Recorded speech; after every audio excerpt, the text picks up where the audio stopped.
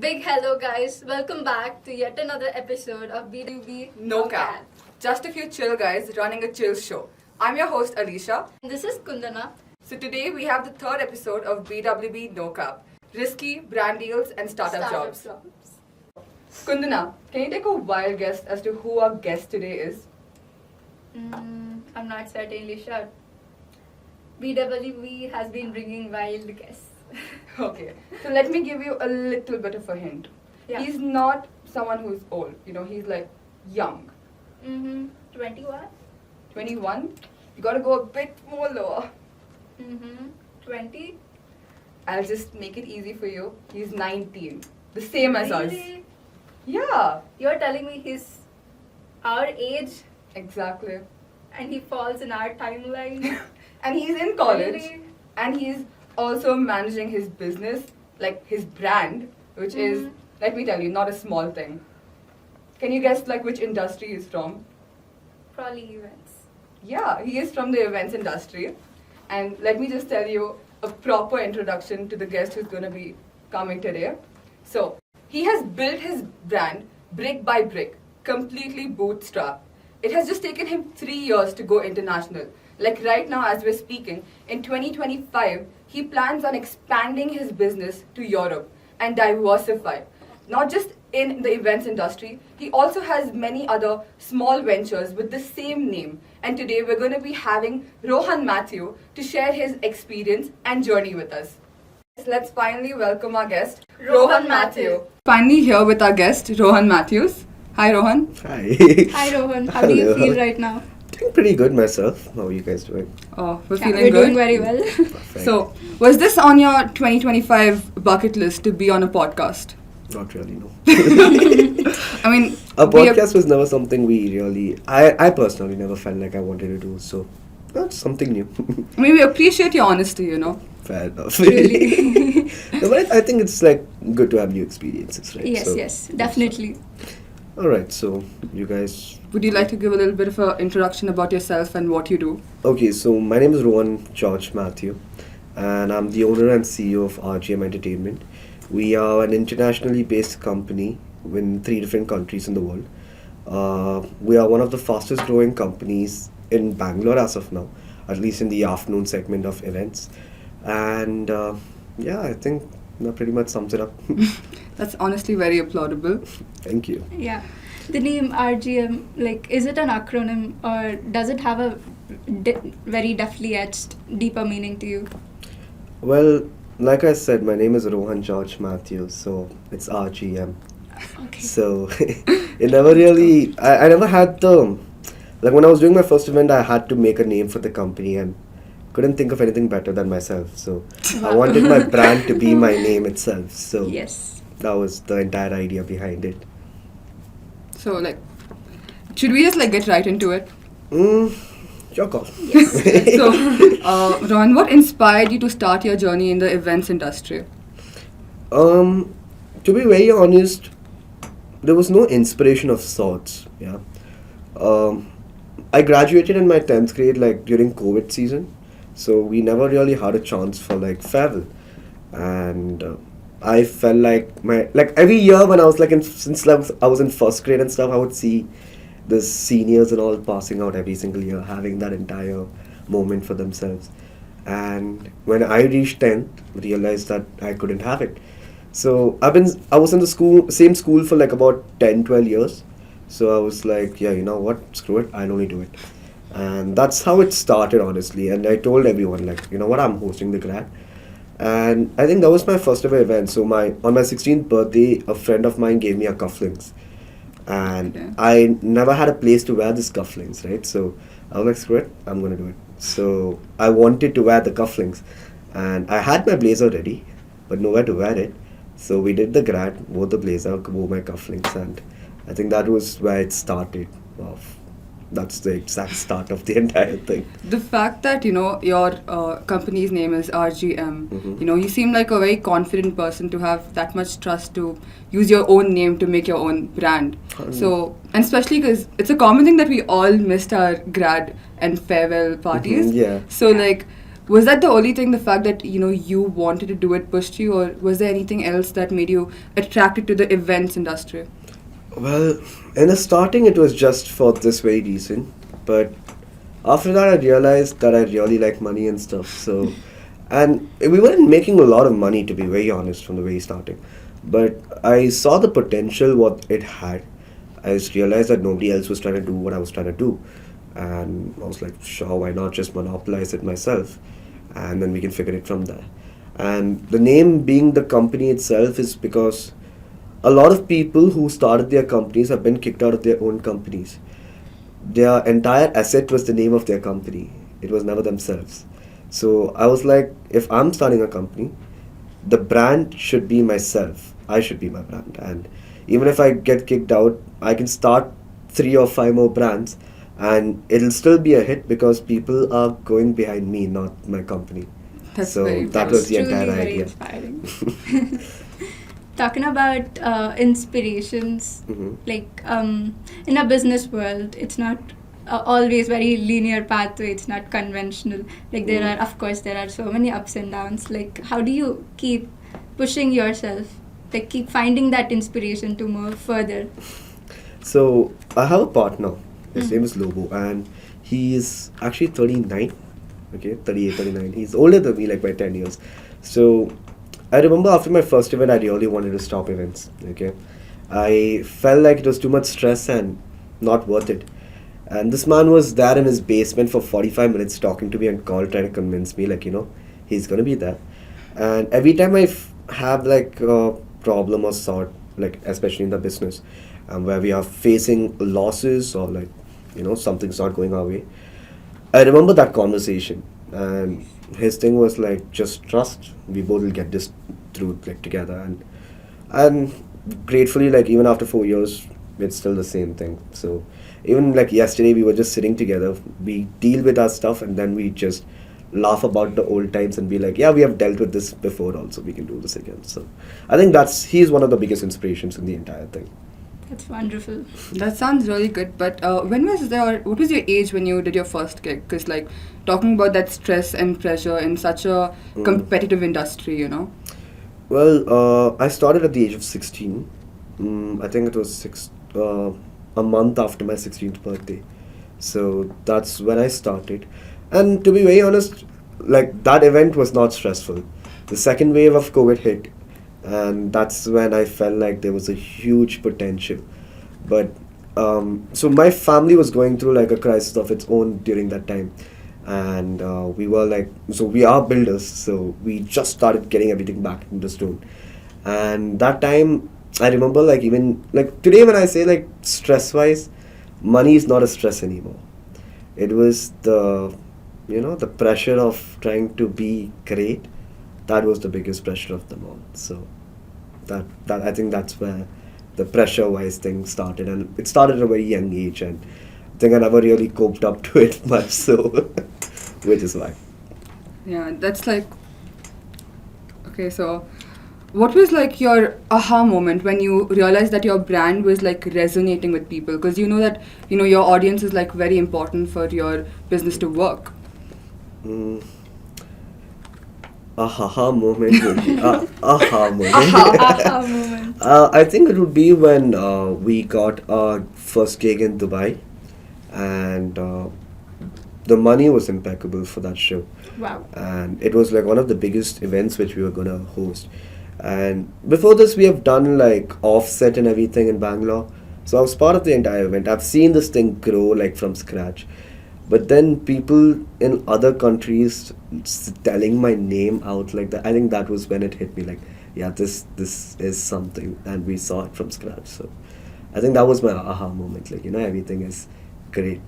That really sounds like splendid, because like talking about this whole growth, like doing it in India and then going to Dubai, because like that's no Yeah. small thing, and like you talking that financially you feel stable now. Like I I mean, mean, like like in a way. I mean, see, like, if you ever talk about finances, a businessman can never be financially stable ever. That's very true. Yeah, that's Right? very, So very true. we are never really stable. We have our really big highs. We have a really even deeper lows. So I would never say I would ever be stable, because I like the risk of it. I like the chase of it, and I like the thrill of like trying to get that thing done and dusted with. So I think that financial stability part will never really come through till I'm like maybe 25, 26 when I'm like, okay, yeah, you know what, I can be safer now.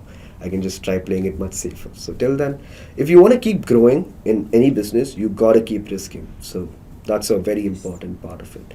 Certainly say that earning money is the most passionate thing ever for you.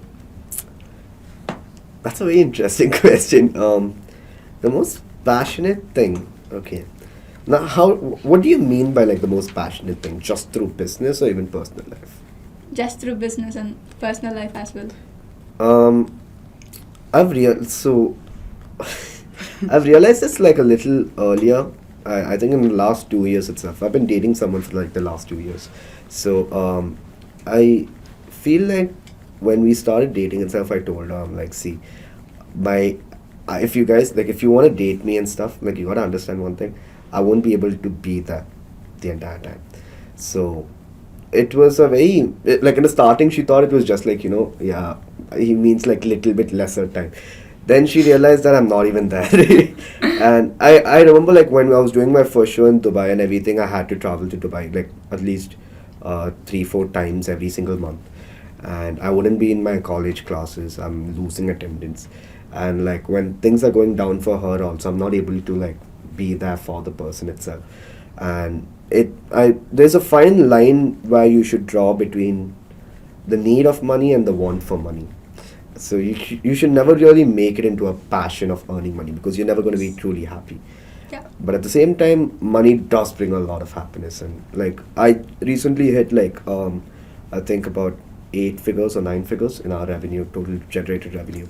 And Oh my God. so we just recently hit it, and to be very honest, the first 15,000 which I ever made felt more happy, and like I was over the moon with the first 15,000. I bought myself Meghna's and Kevin Turcell. Oh. I think that was like peak happiness for me. Well so. spent. Well spent indeed. So yeah, passion, money, you can never align the same. Yeah. But passion in the entire thing is just the thrill of having it all. So I think that's where the passion lies. Yes. That was very well said. What you said, it feels like, the maturity to understand the difference between want and need of money. It really looks like you got it from an early age. Not everyone has that maturity. Fair. Like, no, the thing was like I started earning at a very young age. And like in the initial years when I used to work like a lot, like now it's been way more relaxed. But back then, when we would be working this hard, we tend to forget the people who are with you during that time. And I had a lot of friends like from school and everything. I had like a group of my boys, right, like the boys, and I've been friends with them since LKG and everything of that sort. I had another friend I was super close to for like about last 7-8 years, and I've got all of them overnight because I felt like they all were pulling me down. So I feel like money had a huge influence at me at that time, and I realized like it wasn't worth having them around because they were all trying to pull me down. And I remember like my friends would ask me like, oh, it's just it's your event, it's not gonna happen. Like that pessimistic behavior was Yeah. there. And they kept like that girl used to tell me like, yeah, it's not happening, it's your first event, this entire thing, it was lucky for you that it happened. And then the first event happened, and then she was like, that's just luck. Second event happened, third event happened, fourth event happened. By the fifth event, I'm like, yeah, I'm not talking. I just blocked her that night and never went back to it. Because the kind of environment you grow yourself into is what you eventually become. That's very Yes, true. that's utterly true. Yeah, so I feel like that was where the entire... Also, I believe that friendships and dynamics are one thing that teach you a lot about life. Extremely, yes. And Yeah, that's- and also talking about your brand and the overall aesthetics of your brand. Mhm. And we live in a very artsy generation, which is actually taking notes of all the aesthetics. So it's really, and we know the world, everything, it is so fickle. like everything's changing. And also the perceptions is one thing. Like how do you create an impact of your brand in their minds with your aesthetic? Okay. Well, this answer might sound like a little arrogant to say the least. It's okay. But there's two brands which I actually followed the entire molds of with. One was Ferrari, and one was the Kingfisher, the Yes, brand. yes. The Kingfisher alone was not a brand. Vijay Mallya was the brand. Yep. So he missed his flight for Siddharth Malya's birthday. I think 18th or 19th birthday, and that's why Kingfisher started. The 28th or 21st birthday, he handed the keys to the flight, like the first ever Kingfisher Airlines, and he's like, I'll never be late for your birthday again. So when Jet Airways kicked Vijay Mallya out of their flight, and he missed the flight, he started an airlines of its own, and it peaked. It was one of the best airlines that was out there. So I believe that the extravagant lifestyle of Vijay Mallya was what made people, like every Bangalorean at one point wanted to be Vijay Mallya, and I very much grew up into that thing itself, and I wanted the exact same thing for my brand. So when I say that RGM is the brand, RGM is me, and I wanted to portray that same extravagance. I wanted people to have like a glimpse of the lifestyle which I'll be able to give them, and that's what made the brand so impactful, and like it grew so rapidly because we were able to make kids like 16, 17-year-olds more money than any other job could. Like I think there was this one 16-year-old who made about 3.5 lakh every other month just by working with me, and that was just Those are commissions. some I'm gonna fantastic send you figures. a very blank resume. I would actually No, work for I you. don't take any resumes, Yeah. nothing of that sort. I just want someone who actually. The idea of having someone work with me is just on the basis that they are actually hardworking, or that they're smart working. You know, I don't care if you have to put in like 12 hours of work, or even if you put like 1 hour of work. But if the results are the same, then I don't really care. I'll still pay you the same, and the pay actually increases way more because now you're doing the same job which took you 12 hours at 1 hour. So now you can do 12 times the job. Definitely. So they are getting paid more. They are happy. There was this one boy who bought himself a car. Wow. Yeah, like it was like a i20 or something, but like he was only 18. He just turned 18, and then he started like going ahead. And I think before his 19th birthday, he bought himself an i20, and I'm like, damn, that's impressive. Like with the current inflation, we're just deciding how to spend our money this month, Yeah, and he's the buying a pocket car. money. No, that's mad. Like even I was like, God damn, I don't have that money with me right now. So But- that's that. Yeah. So like, what would you say is like the first steps you took to establish your brand? First steps to establish Because the like brand. it's a very it's Yeah. like a very competitive industry that you're in, Mhm. and it's like everyone out there is also doing similar things. So like, what did you do to like stand out? Well, I never wanted to be a company. I wanted to be A brand. a brand. So like that was one thing. But the people we interacted with, I've realized like a lot of new companies, they don't really care about the people. They do it for the money. Okay, and I'm completely with Surely. that. But then, if you really put in the efforts to actually make a connection, I've had people like coming back to me even after like 3 years and stuff, just to do another event with me, and I'm like, damn, like, it's just like it could be the smallest of hey, how are you doing, or like a wish on their birthdays or something like that, and I feel like that made me stand out way more. And I think the biggest kicker out of them all was like the first event we did it in Sky right after COVID, and that it was we had a competition basically. Someone else was trying to host an event, and they were like a bigger brand. They had funding and everything, and I basically didn't have any of this. So I was like, okay, you know what? If I'm going in, I'm going in. I'm gonna see it how it comes, and I basically shut their event down, and we shut their event down, and Okay. our event was I think at that point it was August 7th. Like a lot of people who might be watching this would have possibly been there. It was called Party X, and it was like one of the first events we hosted, and we had like about 500 or 600 people inside that venue. It was packed, and we had all those influencer people coming down. And I think from that very day, RGM already established itself. It took me one day to establish the brand, and after that, it was just myself to like keep building it up. So it was very important to create your presence in like important people's lives. Yes, that's one thing, and be there at the right time and the right place. So you can't ever choose it, but like Definitely. find it. That's the easiest way you can do it. Also, I believe that people tend to resonate with stories a lot when it comes to a brand. Mm-hmm. Has storytelling played any important role? 100%. Like I said, my family did go through a crisis and everything, so Yes. I had to step up. I had to take care of my own expenses and everything.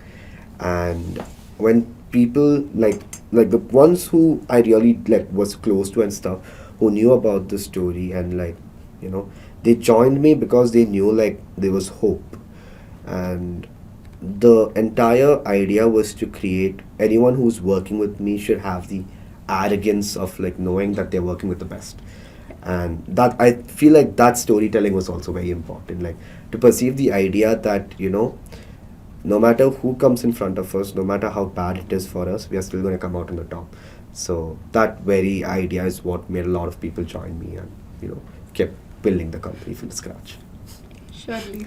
Would you agree to the statement that if there's no way you would want to you made your own way? Like that was what you as Oh, a yeah. brand was. Oh yeah, 100%.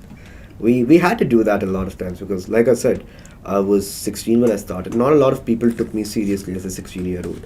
My business model was very profitable, but like not a lot of people could see it. Sometimes we had to do events which made no profit just because we wanted the brand name to be out there. We didn't care about the money after a point. So I think after my second year or third year, we were like, I don't care about the money. We just want to keep reminding people of our names, and that was it. So the resonating this entire thing it is something. But it's still so young though. Yeah. We had to build our own way itself. So, Rohan, do you have any suggestions to give out for people that are just starting and are like heavily consumed by the doubts and everything around them? I mean, one thing that I would suggest is research a lot, right? Know the kind of customer you're trying to target into. Know your niche, basically. Find out what you're good at. For any successful business, you need to have a strategist, someone who can make the strategy, a designer who can make your ideas into pictures. And one of the most important things, which is like one of the biggest pillars, is a closer, someone who can close your deals.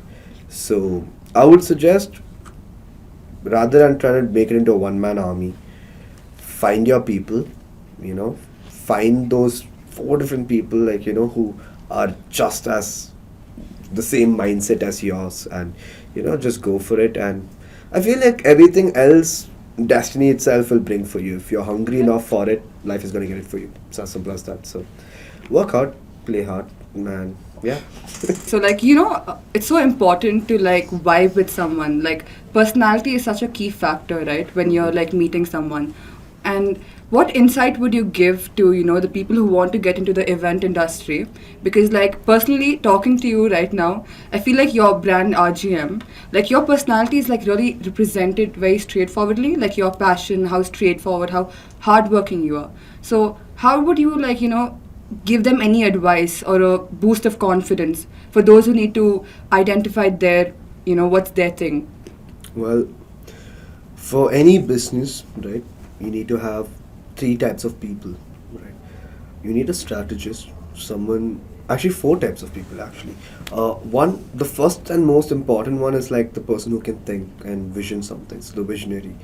Second is the strategist, someone who converts the streams into like actual game plan for someone to execute. Third is a designer, someone who can design these stuff and make like a good poster or something of that sort where people are intrigued by your idea. And fair enough. Yeah, just We let love that our go. poster, guys. Yes, I really did appreciate that, and also like I really did like the way you guys did that stuff. I don't usually One for promote you. anything other than RGM, but like this is my first time like that, so here's that. But And the most important one of them all is the closer, someone who can close business and the one who actually talks to the people. So it's, if you feel like you're an introvert or something and like you feel like you can't run a business, trust me, you can. You can still do it. Only thing is you need to be able to delegate it to the right people. Same kind of mindset. Someone who can talk well, someone who can, smoothen his way through the deal. That's the easiest way to replicate it. So for me, it was like Lobo was the visionary and the strategist. I was the designer and the closer. And because I could talk well and I could close it, we eventually like learned each and every part of the business. Any businessman at any point, he can't be the jack of all trades. He can't be the master of like one, All trades. but he has to be the jack of all trades. So that's what I was trying to go for.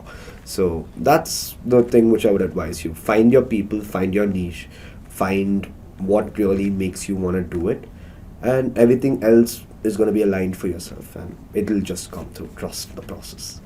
So yeah. And one more thing, have you always been such a great conversationalist all your life, or is that something that you had to heavily work upon?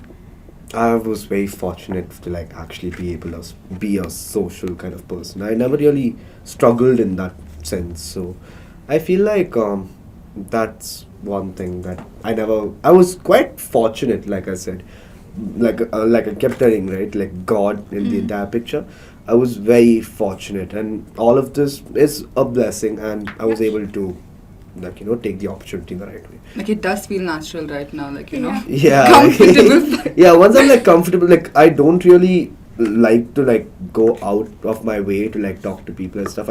Because now it's become like I don't really want to be interacting with a lot of people. I'm very comfortable in like my little shell. But even then it's like nice to like go out, talk to people, see how everything is going, probably get new ideas, and it's something I feel like will be worked upon every other day. One thing which I feel is very important is to like keep increasing my vocabulary, and the more you talk to people, the more it actually increases itself. So yeah, that's one thing. When the more vocabulary you have, the easier it is to converse with people. That takes out a lot of anxiety when you're talking to people. So yeah. Yeah, personally, even for me, the only reason I like socializing is because I gain so much perspective from everyone. Like, it really widens my own thinking. Like you said, even vocabulary is such an important thing right now. 100%. Getting ideas from people, right? You'll be surprised like how much people know and they just don't talk about it. Once you like literally just sit with them, like have a good time, and like probably it's like 11 in the night or something, and you guys are just alone having a walk, and you're like talking, you're listening to like very calm music, and you're probably gonna be dropped with some of the biggest knowledge like that's out there. It's like bombs after bombs, and like you will never learn this kind of things in school or college, and it's beautiful like when you hear stuff like that. It opens your mind to a lot of new perspectives which you previously couldn't. So I would 110% say that go out of your ways, even if it's struggle to like even if it's a struggle to like even talk to people, figure out how like push yourself into it, and it's going to be one of the biggest assets you have. Yes. That was really well said. Yeah. And I also do personally believe that ink pages only know very little about the world. There's so much worldly wisdom that you could get from people, like from like really going out there and talking to people. What would you suggest to the people that are like certainly struggling with anxiety or any forms of disturbances to actually make them do that? What would you guys tell me? Anxiety? Yeah, anxiety. Like anxiety. almost. Like Most of us what would think- you guys tell me? Like, see, right now you guys have been doing podcasts with a Yeah. lot of other people, right? So it's not going to be easy for you all to actually be doing that. Like in the Definitely. very, Of course. in like before you guys told me, like only you guys know the stress of like actually going through. We had crippling anxiety. Yeah, I figured so. Which is why I want to ask you, what makes you both go out? You go first.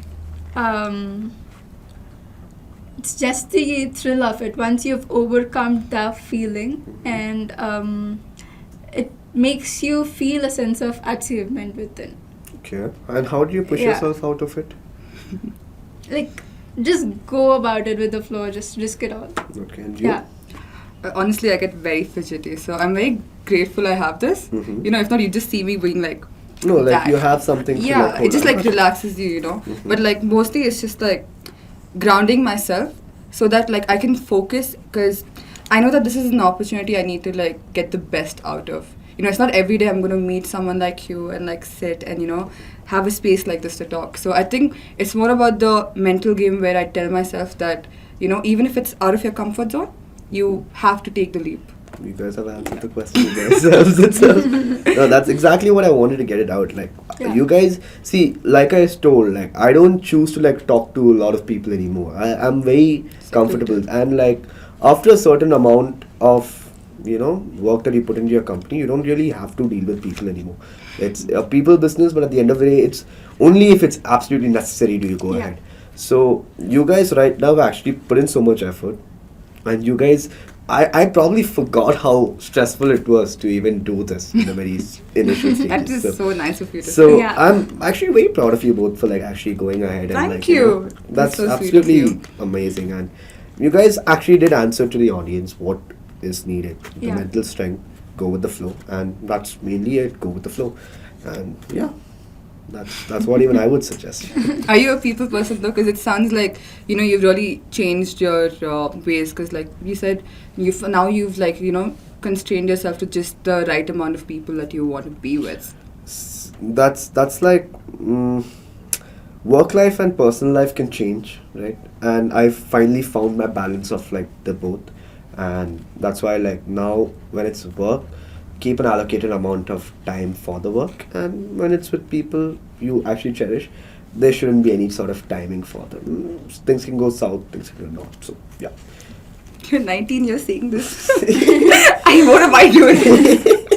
No, you guys see, you guys have come out to a new experience, and unfortunately for me, I haven't had the college experience.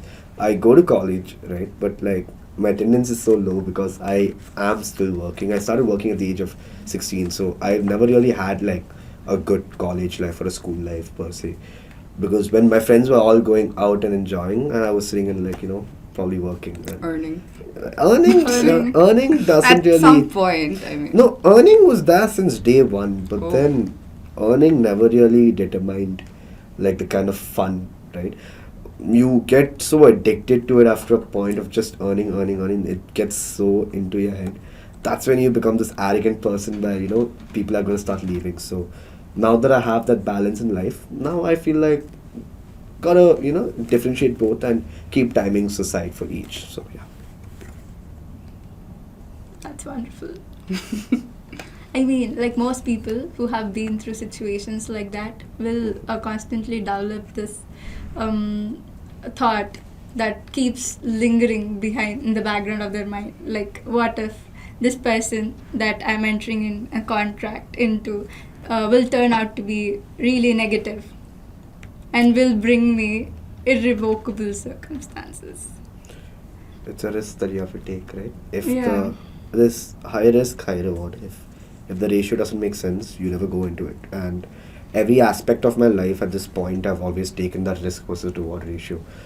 This only time I've ever taken odds against me was when I started dating, when I felt like the risk was higher, because I was gonna hurt myself, and I felt like the reward was like you know, maybe I'll end up not being able to like function properly. But I think that was the biggest gamble I took, and it's one of the best wins I've ever had in my life. So she was my biggest win. So yeah. Oh my god, that's so cute. Yeah. Yeah. Do you have figuratively someone in your life who's like a role model for you? Mm, Or otherwise, is it yourself? I'm actually excited for this question. she actually answered it also again. No, but yes, I kind of feel like the version of myself which I envision to me to be in the next 10 years is what my biggest role model will be. Because even after 10 years, when I hit that person's image or like whatever I envision him to be, I won't even be a person closer to being him, right? Because I have to be over life itself. I really want to be like the brand itself should outlive me. That's the idea. Like even if I was to die maybe like tomorrow, let's just say, people should never forget the brand, and the brand should still work on its own. So the entire idea is to have generational brand where like even if my kids were to go and be like, yeah, you know, we own the thing, it should be this is not something like I see to be like events is not something I feel will continue forever, right? It's grad parties and stuff like that. It makes no sense like after a point. But with the kind of plans that we have, like into diversifying into different fields, this will just be like a minute part of RGM, and I'm very excited to see where it's gonna go. With the network that we have built through this entire system, I feel like this big thing's gonna come. That's not gonna even gonna be events. It's gonna be lifestyle based itself. Because at the end of the day, RGM is still supposed to be like an arrogant brand, something people will associate to like being with luxury, or like it should be something which people should like when you have a Ferrari, right? Like people have that arrogance of having a Ferrari, and when a kid draws a red color car, and like the first car a kid will ever draw is a red color car because it's Ferrari, and that's the same concept which I want to have. Like when people look at my name, they should think of 10 different things and be like, God damn, this is that, this is that, this is that. And I really want my kids to be able to be like, yeah, my dad built all of this. Don't stop it. Stop it. Like, stop it. So that I want them to be bullied for that kind of stuff. So like yeah. So yeah, I think that's the vision. That's a wonderful vision. The role to model have. is the vision itself. Yes, Yeah. that's. But are you happy with where you are now? And especially, like, would you like Have to talk you about envisioned? I'm sorry. the- Have you envisioned this present version of yourself few years ago? Yes, I do. And like the second we hit, I think. I'm so sorry. Yeah, once I hit 8 digits, right? I knew that we were gonna hit those 8 digits very soon, like from day one. And when I hit it, I was in Marriott itself, surprisingly, and I was in the room and I was like, Lobo, we did it again. And he's like, okay, so now what? And I'm like, more. So I think the version of myself which I envisioned right now is still something which is lacking a lot of things. I still wanna be able to like enjoy my college. That's one thing I really don't want to miss out on. But knowing full well that I'm going to miss out on it, I have made peace with it, and I'm like, yeah, as much as I can, I want to spend time with family. I want to spend time with friends because this might be my last year in Bangalore. Oh. So like by the time I leave from the city, I don't want the city to ever forget me. So till the time I'm back, maybe. So let's see. But like you said that you don't want to stay in this industry for like like you're not going to be there for the whole time. So like you have ventured into other not small. I mean you ventured into other businesses with the same brand name. Like what made you want to do that? Is it because for stability or like? Because I like the thrill of it. Thrill of it. So an entrepreneur always loves the thrill of like building something up. And now that I got the thrill of building one thing up, I want to use something else. And I'm so sorry about that. No, but like now that I know like the thrill of building one thing, I want to keep building other stuff. And I see there's a huge potential in like other countries for like different markets, like even like let's say water or let's say food. I want to venture myself into something which is entirely different. It might be a very boring business at the end of the day, but it should have enough of funds to like take care of like the extravagant lifestyle I want. Luxury. So the luxury, Luxury yes. So life. that's the thing which I would say. But it'll not be small for sure because we don't believe in doing anything small. That's Wow. the thing. I feel like every person must certainly have a vision for Oh, yes, themselves like that. 100%. Like the vision is an important factor, right? Yeah, So, very very important. Well, you guys Thank have you any- so much for sharing all of that worldly wisdom you have. Though you were just 19, just our age. Oh my god. Nobody Exactly. really believes I'm 19, bro. It's a little sad, but like. You are an old soul. Yeah, indeed. Yeah. I like to just sit with my friends. No, I don't even like going to parties anymore. Like I'm just chilling. I'd probably be in my house and like just sit, have a glass of like water. Water. Water. Water. Yeah. and like just sit outside the balcony and be like, life is good. No, personally, like, I mean, like, you might call yourself an old soul, which a lot of us are, but I mean, no, what I mean is that talking to you right now, you, like, some said that you don't have a lot of experience, but you being 19 and having this much of experience, sharing your journey with us, I mean, I'm very grateful I had this time because we're that's so. Totally, me too. I'm very grateful for like actually talking to you guys, Yeah. and this was my first ever podcast. So Wow. I don't really think I'd be doing podcasts because I don't like the idea of a podcast. But then today, like when I actually sat here and I was talking, it felt really comfortable. I really enjoyed it. So which is why I'm like, yeah, I really would do it with you guys again. But maybe. Oh not my with god, we us. should. Second season, We should, guys. we should. get him back. Season 2. 8 figures? No. He's gonna come back with 10, 12? 10, 12. I don't know. That's gonna take a bit. With you? Come on. Like, it's see, a lot of zeros. we need those. But the digit before it also. Yeah, Yeah. goddamn, that's the most important part. But I think we vibed so much also because the story you just shared about the insult that we feel. I feel like our Yeah. generation is just so neglected in a way that it brings us together because we understand that, we have the maturity. Because like you said, nobody would just let a 16-year-old manage something or handle something. Yeah. So it's all about the chance. And your story, honestly, I know there's so much more to come to it. It's not like, Yeah, just yes. it. It's just the beginning. Basic brief of the entire Yeah, thing. like there's so much more. So I'm very grateful that we got to have this that's evening. That's so sweet of you. Truly. Thank you very much. I'm very happy that I was here, and I hope y'all also are like happy. Happy guys. So this was Risky Let's go. Brand Deals and Startup Jobs. I hope Yes. you enjoyed this episode. With Lots of love, luck, and light. Yeah, that. yes. Okay, Rohan, come on. Thank you so much. Thank you. I guess. Yeah, BWB no cap, guys. Yeah. No cap. Don't forget to like, subscribe, follow, and And comment. Okay, you're gonna also give them a do discount. share. Follow Let's RGM. just Yeah, follow RGM. He'll discount. Join He'll let you RGM. in. Let's make some money. also Actually- don't forget to share all of our YT videos. We don't want to keep all the wisdom to ourselves. Let's share it. Like we're a young As generation, many let's socialize through people as we YouTube. We also have our Instagram, so don't forget to go Yeah. and check that out. And RGM, come on, sponsor yourself, bro. It's fine. Fine.